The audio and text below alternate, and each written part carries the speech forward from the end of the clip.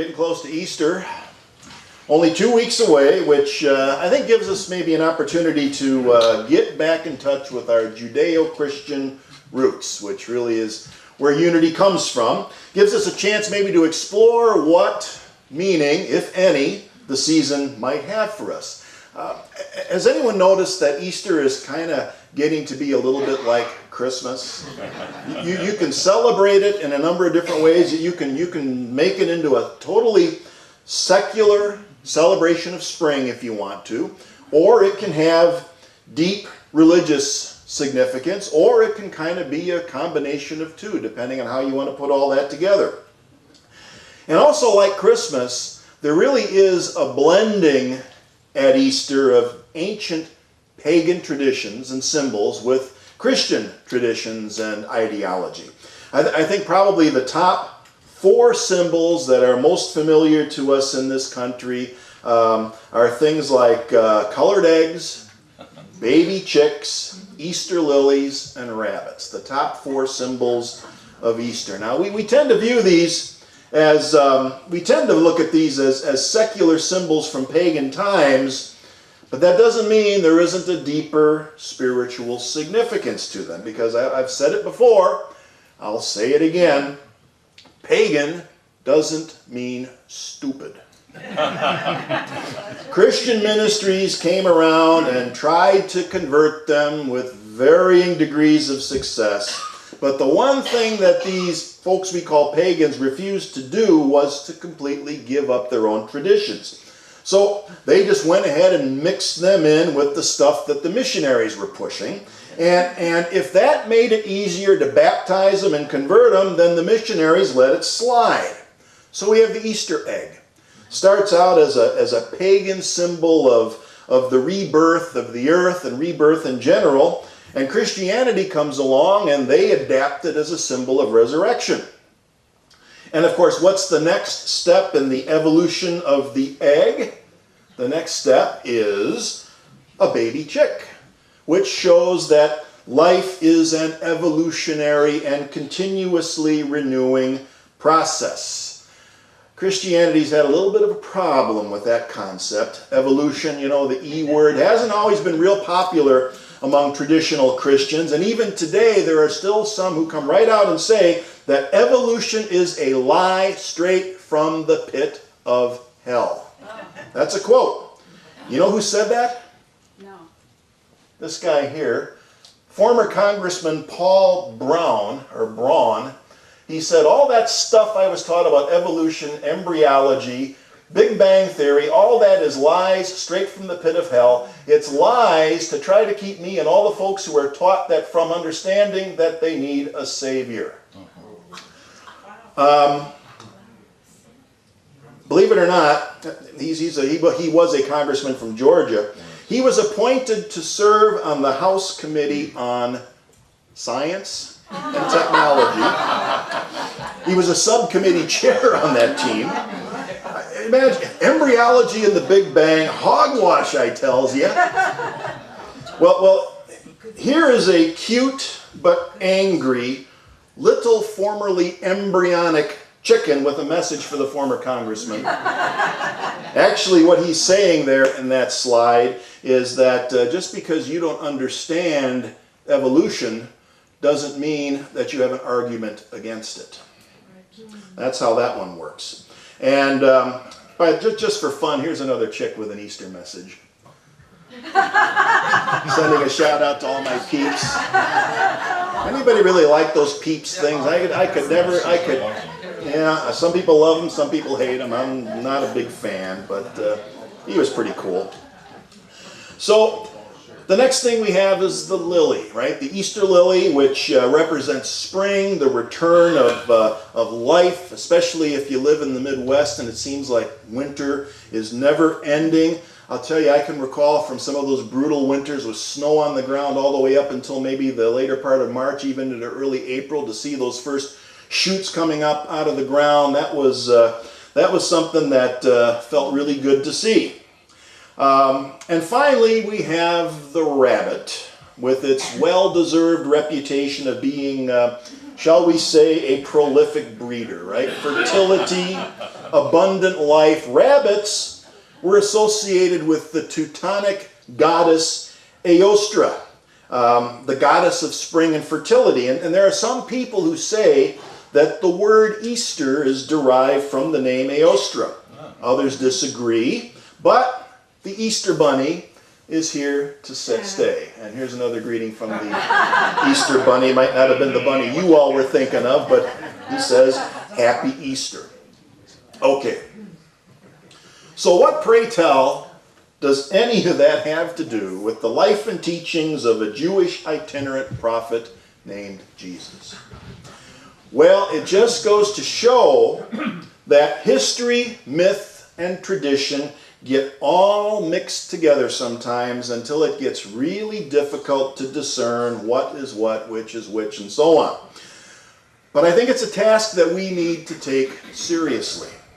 As I've said before, I don't take the Bible literally, but I do take it seriously. Easter and Christmas, they bring us face to face with this seemingly eternal question of what those events mean today. How are they relevant? Who was Jesus? And why should we care? And I think, at the very least, you can't really understand our Western civilization without having some understanding of the basics of the Bible and the basics of Christianity. It's that influential. Now there are those who claim that Christianity is the foundation and the framework of our constitutionally limited democratic republic. I think they go a little too far. I don't agree with that. But then again, I do take them seriously.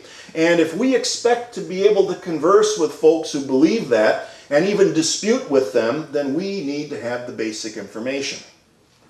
These days, it's becoming increasingly popular for people to simply dismiss Jesus as a fictional character in a story that never really happened. Someone who never existed as a flesh and blood historical person. A total fabrication from start to finish, concocted by persons unknown with an agenda.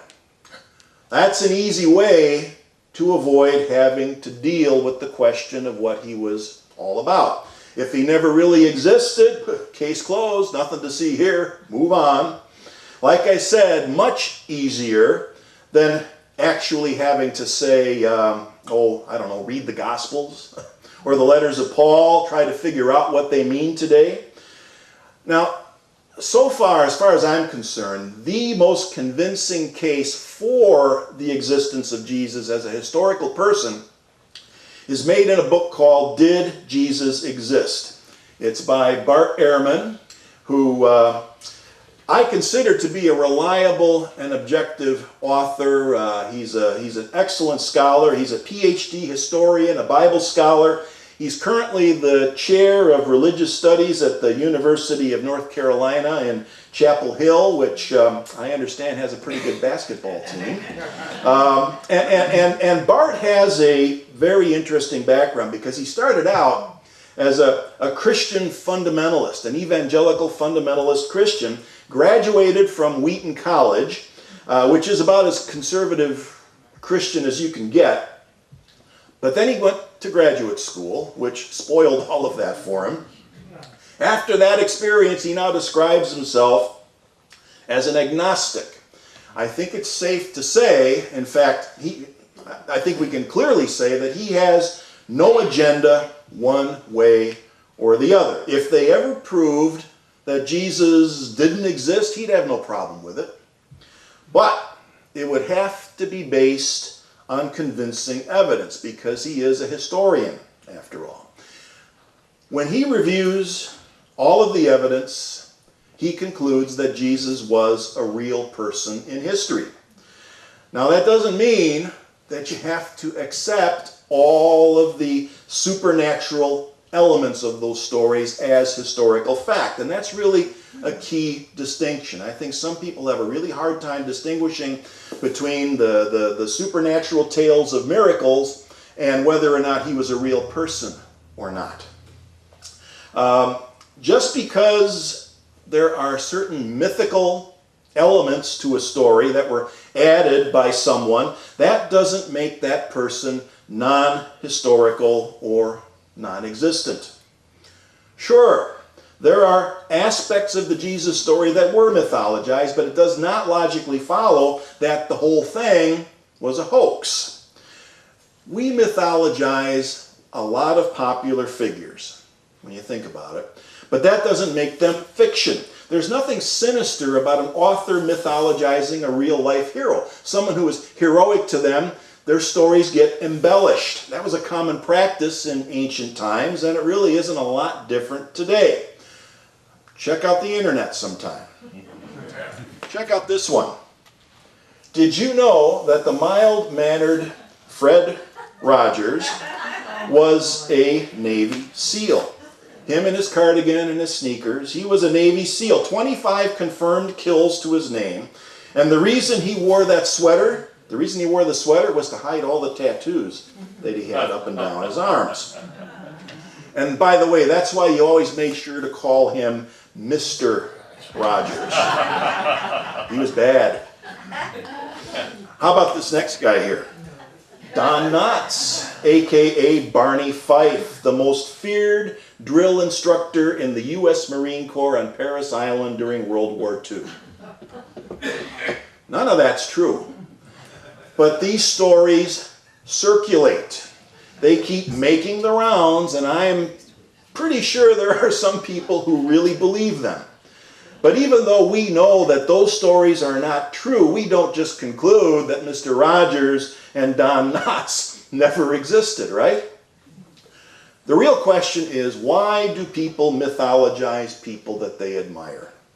Sometimes it's just a prank, gets out of hand, probably like Don Knotts and Mr. Rogers.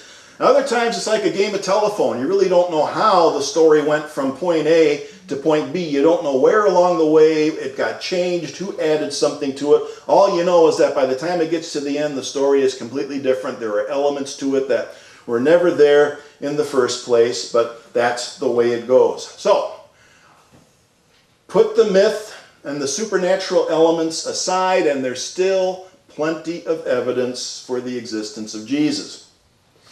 Now, the most common complaint that you hear is that the evidence is mostly circumstantial. And to that I say, so what?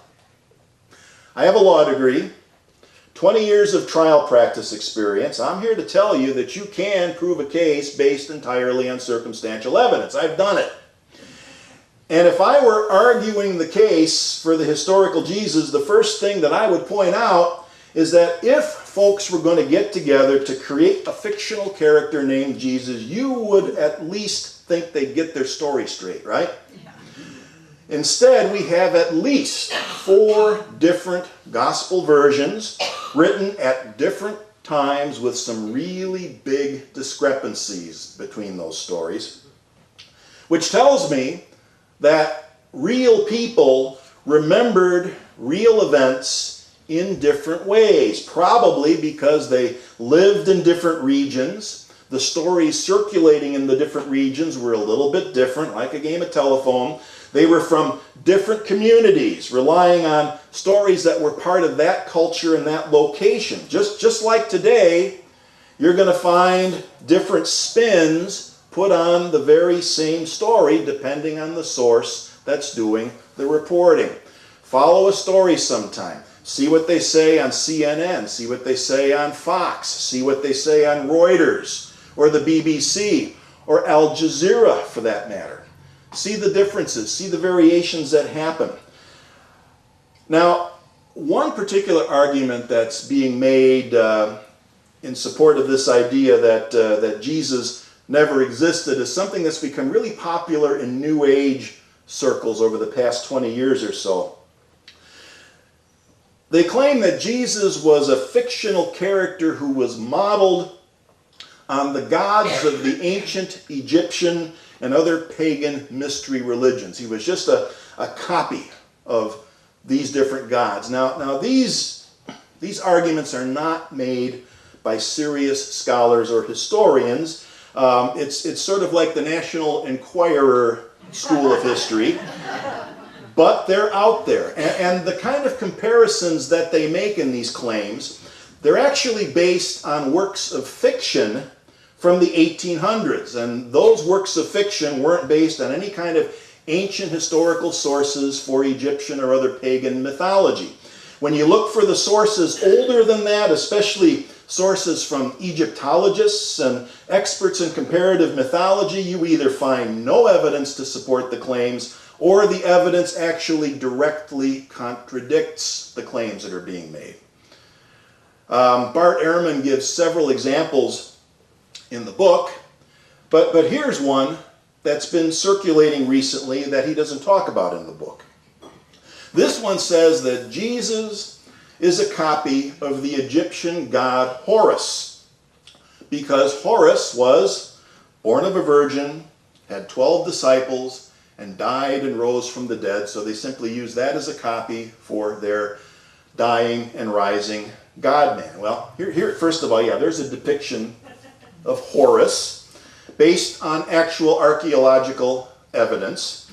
Take a look at that. Really says Jesus, doesn't it? I mean, yeah, nothing says Jesus like a shirtless guy with the head of a falcon holding a spear in one hand and an ankh in the other, right? But beyond that, Horus was born to the goddess Isis. She was not a virgin. What she did was she resurrected her dead husband Osiris for just long enough to conceive Horus.